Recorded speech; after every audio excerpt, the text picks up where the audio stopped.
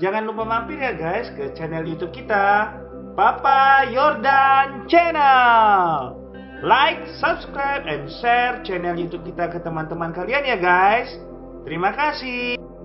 Kali ini pokok pembahasan kita tentang kompetensi dasar 33 menerapkan gambar site plan. Nah, kita harus mengenal site plan terlebih dahulu. Site plan atau yang disebut juga rencana bangunan adalah konsep yang mengacu pada tempat arsitektur di mana bangunan itu berada. Konteks umumnya spesifik dan secara khusus berpengaruh pada bagaimana arsitektur itu dibuat.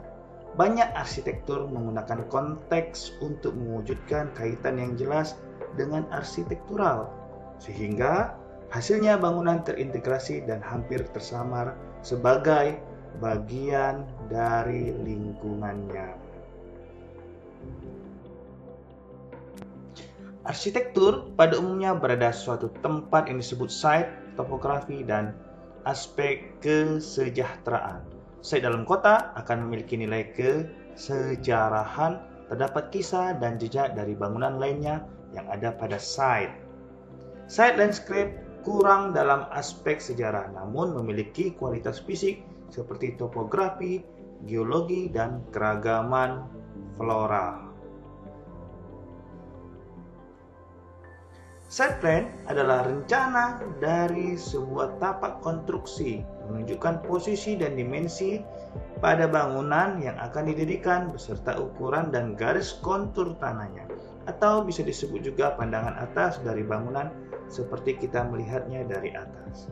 Site plan menunjukkan semua yang ada pada satu lahan, termasuk juga area yang akan dibangun. Site plan juga menunjukkan setiap bangunan baru atau penambahan di masa depan. Dimensi juga termasuk pada setiap objek dan gambar.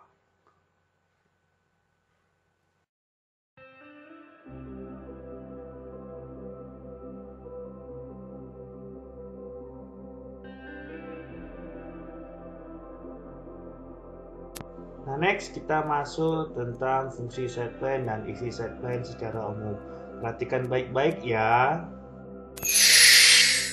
Fungsi site plan. Site plan dibutuhkan pada saat kita mengajukan izin mendirikan bangunan atau IMB. Biasanya pemerintah kota membutuhkan site plan.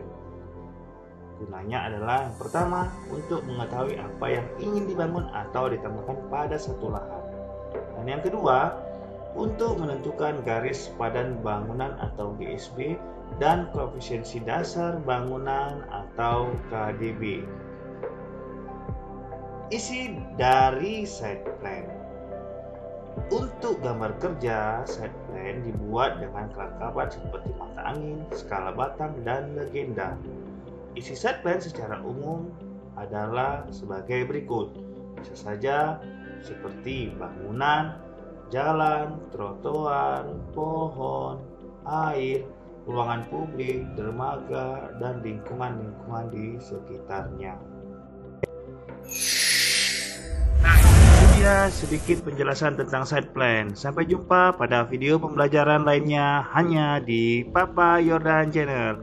Jangan lupa like, subscribe, and share channel YouTube kita.